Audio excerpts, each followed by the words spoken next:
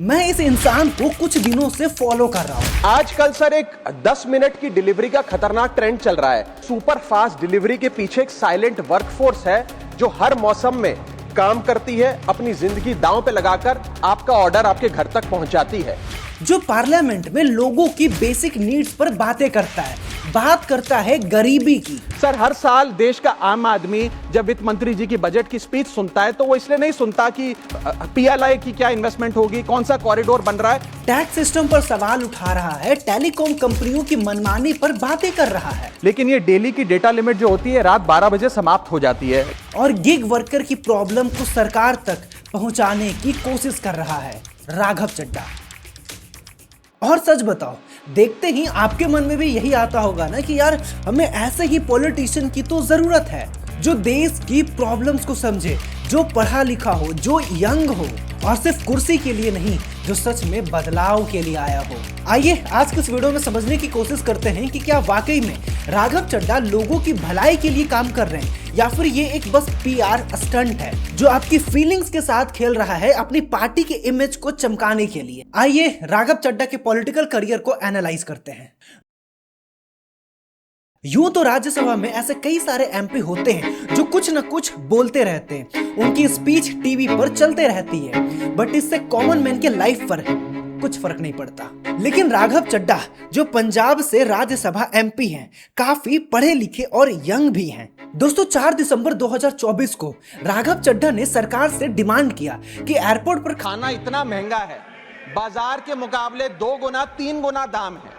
एक साधारण सी पानी की बोतल जो 20 रुपए की बाजार में मिलती है वो एयरपोर्ट के भीतर जाकर फूड आउटलेट पे 100 रुपए की मिलती है और 350 रुपए का समोसा। इनके डिमांड के कुछ ही दिनों के बाद एयरपोर्ट पर खाना सस्ता भी हो जाता है। इन्होंने हवाई सफर को सिर्फ एक लग्जरी नहीं बल्कि एक कॉमन मैन के लिए एक्सेसिबल बनाया और शायद इसी वजह से लोग इन्हें फ्यूचर पीएम देख रहे हैं। बट गेस व्हाट, कहानी में एक ट्विस्ट आता है। मुझे 10 नवंबर 2024 की एक आर्टिकल मिलता है जिसकी हेडलाइन थी good news for travellers, food airports to get cheaper soon. मतलब एयरपोर्ट्स पर खाना पहले से ही सस्ता होने वाला था। तू समझा? हाँ। नहीं, तू समझा नहीं। तो भैया बात बिल्कुल सीधी है, राघव चड्ढा का ये बस एक परफेक्ट टाइमिंग वाला स्टंट था, क्योंकि 10 नवंबर 2024 को सरकार ऑलरेडी बोल चुकी थी कि एयरपोर्ट्स पर खाना अब सस्ता होने वाला है। इस पर काम भी ऑलमोस्ट खत्म हो चुका था। तो बस क्या था, राघव चड्ढा पहुंच गए क्रेडिट लेने के लिए, सही टाइम पकड़ा, इसे उठाया और नैरेटिव अपने फेवर में कर लिया। Real credit goes to Ram Mohan Naidu जो हमारे देश के एविएशन मिनिस्टर हैं। आप उस बंदे का पॉलिटिक्स देख रहे हो और सेम काम इन्होंने गिग वर्कर के साथ भी किया। दिसंबर 25 में पार्लियामेंट के अंदर राघव चड्ढा गिग वर्कर के लिए सिंपैथी दिखाते हुए सरकार से डिमांड करते हैं। सर मैं बताना चाहता हूं कि ये लोग रोबोट नहीं है, ये भी किसी के पिता हैं, पति हैं, भाई हैं, बेटे हैं। इनके बारे में सदन को सोचना चाहिए और ये 10 मिनट की डिलीवरी का जो जुल्म है इसे समाप्त करना चाहिए। बट इंटरेस्टिंगली सितंबर 2020 में code of social security bill pass किया जाता है सेंट्रल गवर्नमेंट के द्वारा, जिसमें गिग वर्कर को ऑफिशियली लीगल रिकॉग्निशन मिला। उन्हें लेबर लॉ में ऑफिशियली शामिल किया गया। उन्हें पहली बार insurance, health benefit, pension, social security funds देने की बात की गई। यहाँ पर भी राघव चड्ढा का बस एक परफेक्ट टाइमिंग वाला स्टंट था। इन्होंने गिग वर्कर के साथ बैठकर खाना खा लिया, कुछ बातें कर ली और फिर से नैरेटिव अपने फेवर में कर लिया। बट वेट, पंजाब में तो आपकी गवर्नमेंट है ना, तो पंजाब में आपने क्यों नहीं दिया गिग वर्कर को 5 लाख का accidental insurance, free treatment government hospital में? उनके लिए कुछ अच्छी सी स्कीम्स ला सकते थे, उनके लिए प्रॉपर लॉ बना सकते थे।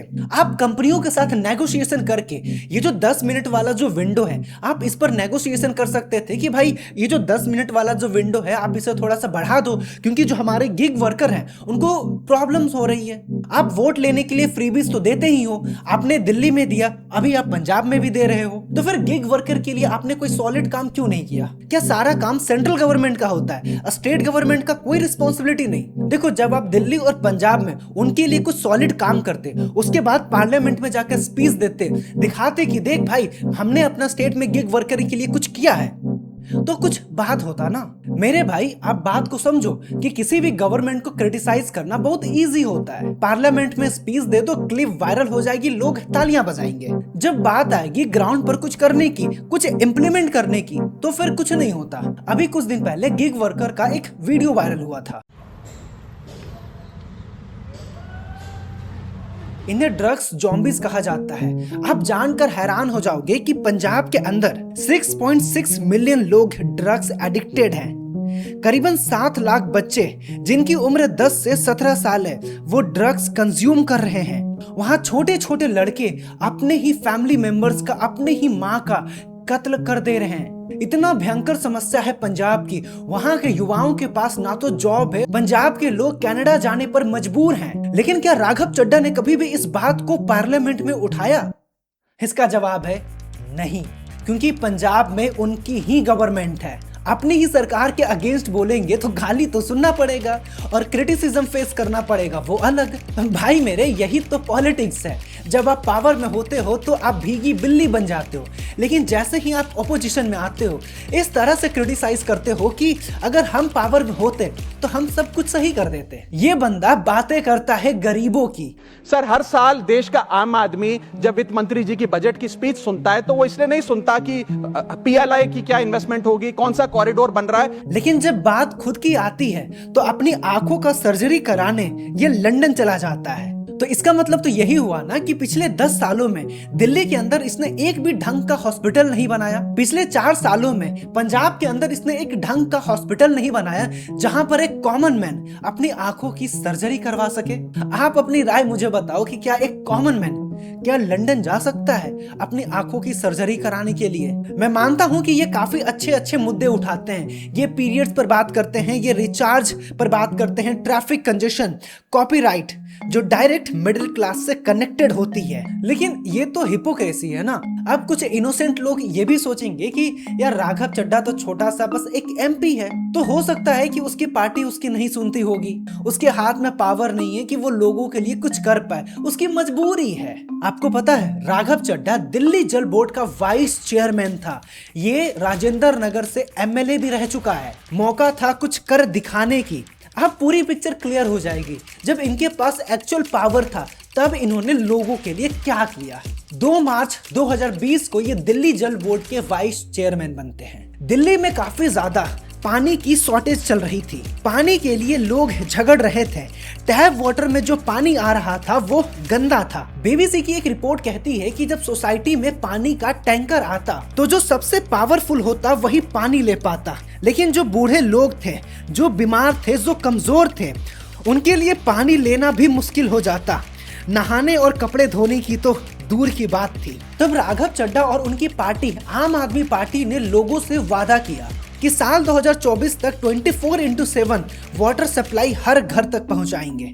इस प्रोजेक्ट के लिए दिल्ली को 3 अलग अलग जोन में बांटा गया। लेकिन रियलिटी यह है कि ज्यादातर लोगों के घर में पाइपलाइन का एक्सेस नहीं हुआ और जिनके पास टैप वाटर कनेक्शन था उन्हें 24 घंटा तो छोड़ो, सिर्फ कुछ घंटे ही पानी मिलता, वो भी लो प्रेशर के साथ। जब राघव चड्ढा से सीधा सवाल किया गया कि दिल्ली की जनता को प्रॉपर पानी कब मिलेगा, तो इस पे राघव चड्ढा कहते हैं इंफ्रास्ट्रक्चर तो रेडी हो चुका है 24/7 वाटर सप्लाई का। राघव चड्ढा के अकॉर्डिंग प्रॉब्लम इंफ्रास्ट्रक्चर का नहीं था, प्रॉब्लम था पानी की। मतलब दिल्ली के पास पानी ही नहीं है। और जबकि दिल्ली जल बोर्ड के पास सिर्फ 935 मिलियन गैलन्स पर डे का पानी है। और इल्जाम लगाया हरियाणा की गवर्नमेंट पर कि हरियाणा की गवर्नमेंट तो पानी ही नहीं दे रही है, यमुना में गंदा फैक्ट्री का वेस्ट भी छोड़ रही है। इस बात को काउंटर करते हुए हरियाणा के मिनिस्टर अभय सिंह यादव ने कहा कि दिल्ली में पानी की जो प्रॉब्लम है वो इंटरनल मिसमैनेजमेंट की वजह से है। उन्होंने राघव चड्ढे की बात को बेसलेस और बियॉन्ड द फैक्ट कहा